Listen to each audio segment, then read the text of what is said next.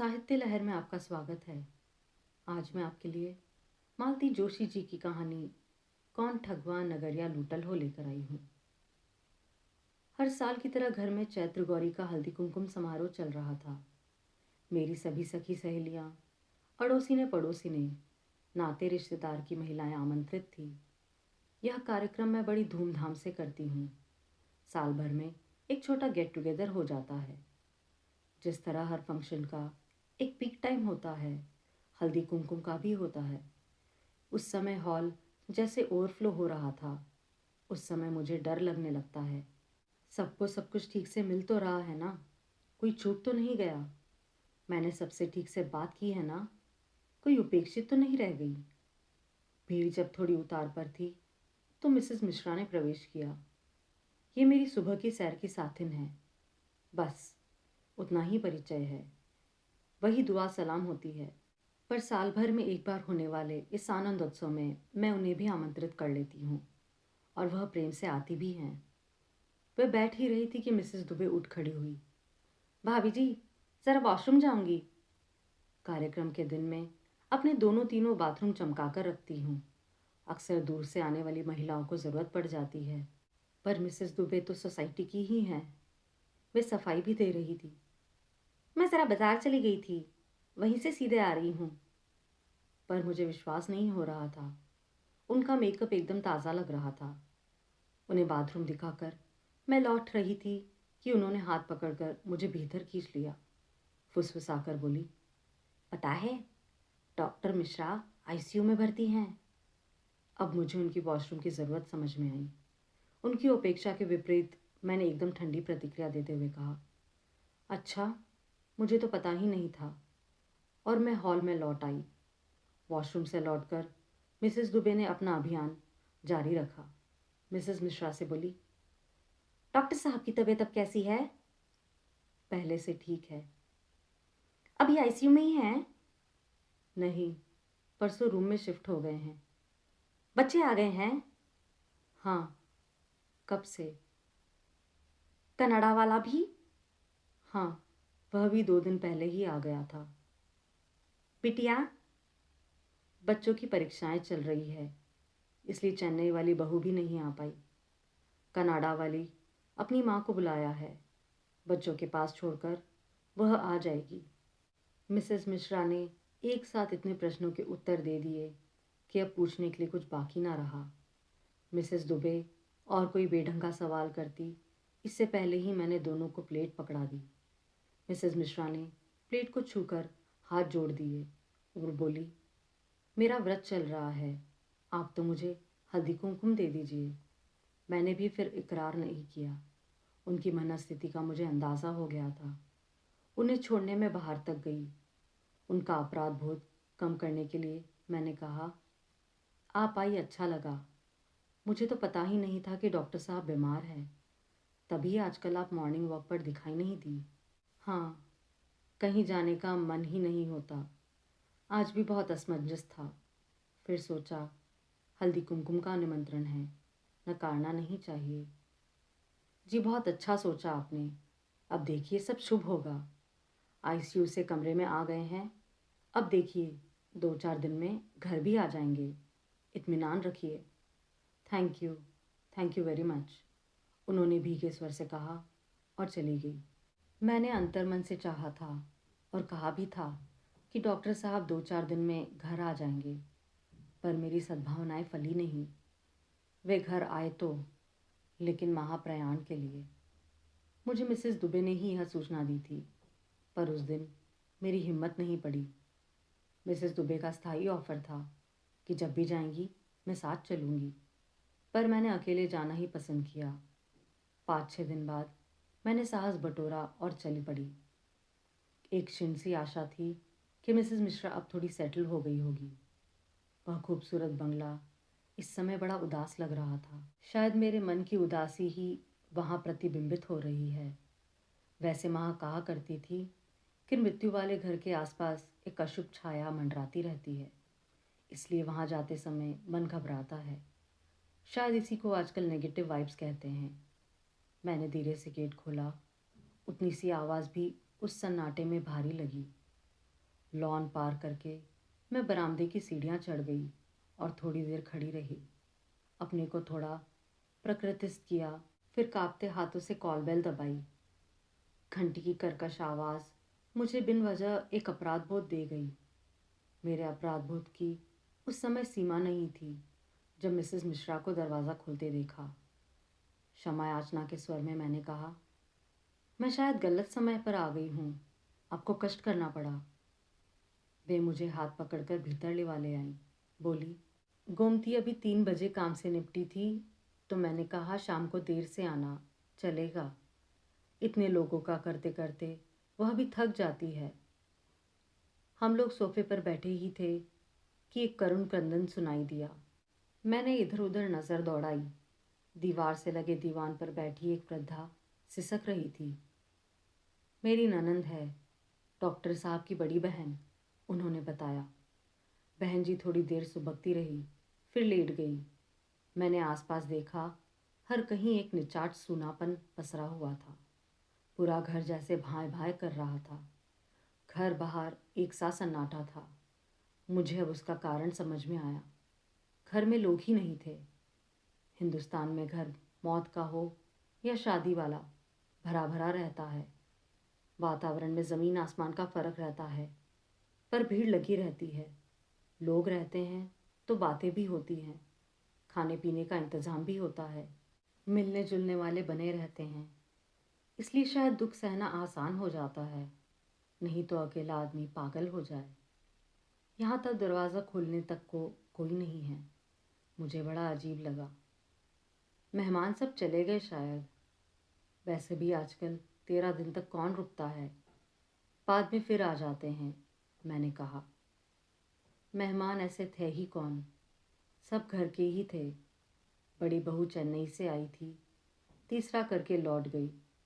बच्चों की परीक्षा चल रही है, अब 13वीं पर बच्चों को लेकर आएगी। छोटी वाली अब 13वीं पर ही आएगी, फिर दोनों कनाडा लौट जाएंगे। वह 20 दिन से यहीं पड़ा है, लौटने तक महीना हो जाएगा। बिटिया आई थी। मुझे लगा मैं मिसेस दुबे होती जा रही हूँ, पर क्या करूँ, कुछ तो बोलना था। बिटिया आई थी, आज ही लौट रही है। दोनों भाई उसे एयरपोर्ट छोड़ने गए हैं। उसे रोक लेती, आपको सहारा हो जाता। उसके बच्चे बहुत छोटे हैं, इतने दिन रह ली वही बहुत है। मन वही अटका हुआ था। अब 13वीं पर शायद दामाद अकेले ही आएंगे। और आप सहारे की बात कर रही हैं तो अब आदत डालनी होगी। खुद को ही सहारा ढूंढना पड़ेगा। बच्चे कितने दिन रुकेंगे? उनकी अपनी गृहस्थी है, अपना काम है। अपने पिता के लिए बेचारे सब कुछ छोड़कर दौड़े चले आए थे। आखिरी सांस तक उनके साथ रहे। लोग इसी दिन के लिए बेटों की आस करते हैं। मैंने दर्शन झाड़ा। पूछने वाली थी कि आपके पीहर से कोई नहीं आया, पर उन्होंने जैसे मेरा मन ही पढ़ लिया था। बोली, मेरे भाई भाभी आए थे, 2 दिन रहकर चले गए। क्लिनिक कितने दिन बंद रखते? आपके भाई भाभी डॉक्टर हैं? हाँ, पिताजी भी डॉक्टर थे। हम लोगों का बड़ा नर्सिंग होम है, उस एरिया में बहुत मशहूर है। आपके भी तीनों बच्चे डॉक्टर हैं ना? हाँ, और छोटी बहू भी। वाह, यानी कि पूरी डॉक्टर फैमिली है। गुड। कुछ देर को एक छोटा सा मौन पसर गया। मैंने उससे उबरने के लिए जल्दी से अगला प्रश्न पूछ लिया। डॉक्टर साहब के परिवार में बस ये बहन जी ही है? परिवार तो बहुत बड़ा है, पर मैंने बस इन्हीं ही देखा है। शादी के बाद मैं इन्हीं के घर में गई थी। आपके सास ससुर नहीं थे? ये स्कूल में थे, तभी इनके पिताजी गुजर गए। अम्मा जी थी, देवर देवरानी के राज में किसी तरह दिन काट रही थी। जिज्जी की शादी पिताजी कर गए थे, पर इनकी पूरी पढ़ाई बाकी थी। हाई स्कूल में इन्होंने पूरे ज़िले में टॉप किया था। थोड़ी स्कॉलरशिप भी मिली थी, पर चाचा लोगों ने हाथ खड़े कर दिए। कहा, शहर की पढ़ाई हमारे बस का काम नहीं है। अम्मा जी बेटे का भविष्य बिगाड़ना नहीं चाहती थी। उन्होंने देवर लोगों को मनाया। पता नहीं किन किन शर्तों पे वे राज़ी हुए। ये मेडिकल के सेकेंड ईयर में थे जब अम्मा जी नहीं रही। तब पता चला कि अम्मा जी ने अपने हिस्से की ज़मीन दोनों के नाम लिख दी थी। उनके जाते ही चाचा लोगों ने इन्हें बेदखल कर दिया। एकदम सड़क पर ही आ गए थे। मुझे लगता है आपकी सासू माँ की मृत्यु नेचुरल नहीं रही होगी। लोग ज़मीन जायदाद के लिए कुछ भी कर गुजरते हैं। मैंने कनखियों से बहन जी की ओर देखा। वे शांत लेटी थी। उन्हें कुछ सुनाई नहीं देता। वे धीरे से मुस्कुरा दी। मुझे भी हमेशा से लगता रहा कि अम्मा जी की मृत्यु में कोई रहस्य था, पर उस समय ये छोटे थे और अकेले पड़ गए थे। क्या करते? फिर पढ़ाई पूरी कैसे की? मेरे भाई साहब के साथ पढ़ते थे। उन्होंने बाबूजी को बताया। बाबूजी बोले, ब्राह्मण का लड़का है, होनहार है, उसका करियर बर्बाद नहीं होना चाहिए। फिर बाबूजी ने इनका पूरा खर्चा उठाया। हॉस्टल की फ़ीस भी दी, ट्यूशन की फ़ीस भी दी। एमबीबीएस के बाद पीजी करने भी भेजा। पूरे 2.5-3 साल ये बाहर थे। आपके पिताजी सचमुच पुण्यात्मा थे। नहीं तो आजकल कौन किसी के लिए इतना करता है। इस पुण्य का फल भी उन्हें हाथों हाथ ही मिला। ईश्वर ने हीरे जैसा दामाद जुटा दिया। इसमें ईश्वर की कोई करामात नहीं है। यह सब योजनाबद्ध कार्यक्रम था। मतलब? वे चुप हो गई। मैंने थोड़ा संकोच के साथ कहा, ऐसे पूछना तो नहीं चाहिए, पर आपकी लव मैरिज रही होगी ना? क्योंकि आपने बताया कि आपके भाई साहब और डॉक्टर साहब साथ पढ़ते थे। हमारी ना तो लव मैरिज थी, ना अरेंज मैरिज थी। वह तो प्लानिंग वाली शादी थी। बाबूजी ने भाप लिया था कि लड़का होनहार है, अकेला है, परिवार से कटा हुआ है। इसलिए उन्होंने सोचा कि इसे पढ़ा देंगे तो एक साथ 3 काम सध जाएंगे। एक तो लड़के की ज़िंदगी बन जाएगी, दूसरा बिटिया को डॉक्टर दूल्हा मिल जाएगा, तीसरे साले बहनोई मिलकर नर्सिंग होम को चमका देंगे। बाबूजी की 2 इच्छाएं पूरी हो गई, पर तीसरा सपना अधूरा रह गया। क्यों? 1-1.5 साल नर्सिंग होम में काम करने के बाद उन्हें एहसास हुआ कि वह आदर मान नहीं मिल रहा था जो घर के दामाद को मिलना चाहिए। मैंने भी महसूस किया कि इन्हें औरों से कमतर आका जा रहा है। हम दोनों के स्वाभिमान पर ठेस लगी तो एक दिन हम लोग सब कुछ छोड़ छाड़ कर यहाँ चले आए। यहाँ क्यों? एक ऑफ़र था। एक परिचित डॉक्टर की क्लिनिक में असिस्टेंट के बतौर काम करना था। नई जगह थी, हाथ में डिग्री के सिवा कुछ भी नहीं था। 2-3 साल बड़े कसाल से कटे। इन्हें तो अभावों की आदत थी, पर मेरे लिए यह सब झेलना बहुत कठिन था। 2-3 साल बाद गाड़ी पटरी पर आई। इनकी प्रैक्टिस चल निकली। फिर इन्होंने अपना क्लिनिक खोल लिया। दिन रात मेहनत की, पैसा बरसने लगा। जो वैभव में पिता के घर छोड़ आई थी, अब वह फिर से मुझे प्राप्त हो गया। इन्हें तो जैसे जुनून चढ़ गया था। वे बच्चों को हर चीज़ देना चाहते थे जिसके लिए बचपन में तरसे थे। अच्छा खाना, अच्छा कपड़े, अच्छा घर, अच्छी गाड़ी, अच्छी शिक्षा। तीनों की शादी भी उन्होंने बहुत धूमधाम से की, जैसे वे अपने जीवन से दरिद्रता की हर रेखा मिटा देना चाहते थे। सेल्फ मेड मैन, ऐसे लोगों को ही तो कहते हैं। सफलता ऐसे लोगों के चरण चूमती है और कहते हैं हर सफल व्यक्ति के पीछे एक स्त्री होती है, तो वह आप है। आप उनके यश में बराबर की हिस्सेदार हैं। उनकी आंखें अचानक भीग आई। मैंने उनके कंधे थपथपाते हुए कहा, अरे ऐसे रोते नहीं हैं। रामचरितमानस में लिखा है कि यशस्वी पुरुष की मृत्यु पर शोक नहीं करना चाहिए। डॉक्टर साहब अपनी सारी जिम्मेदारियां पूरी करके गए हैं। आपके लिए भी पुख्ता इंतज़ाम करके गए हैं। बच्चे आपके सुशील हैं, संस्कारवान हैं। फिर भी मुझे विश्वास है कि आपको उनके आगे कभी हाथ फैलाना नहीं पड़ेगा। भाभी जी, क्या पैसा ही सब कुछ होता है? उनकी आवाज़ अत्यंत कातर थी। शायद बहुओं से नहीं बनती होगी, पर ये तो आजकल आम बात हो गई है।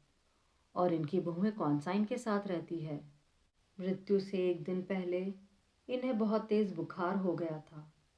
अच्छा, डिलीरियम हो गया था। डिलीरियम समझती है ना? डिलीरियम मतलब सन्नीपात ना, जिसमें आदमी उटपटांग बोलने लगता है। हाँ वही। ये भी उस समय वाही तबाही बकने लगे थे। मुझे तो इतनी भद्दी भद्दी गालियां दी कि बच्चों के सामने मैं शर्म से गड़ गई।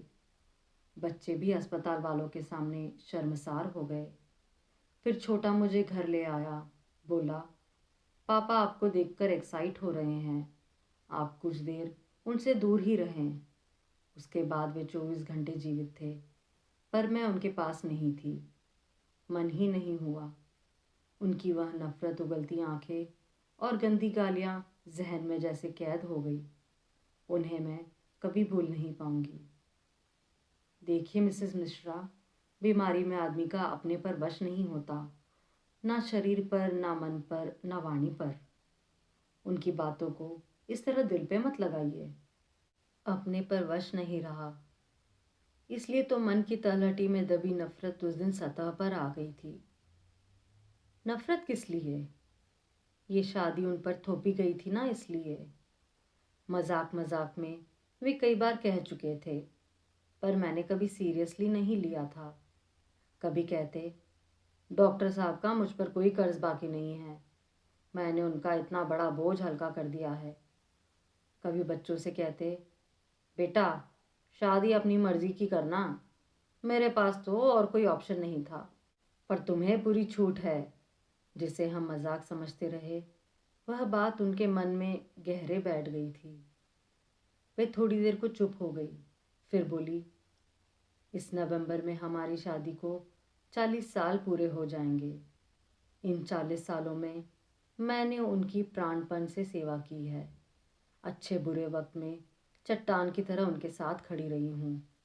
प्रैक्टिस में ये इतने व्यस्त रहे हैं कि कभी घर परिवार को देखने का वक्त ही नहीं मिला। मैंने ही उनके बच्चों को पाला, आदमी बनाया।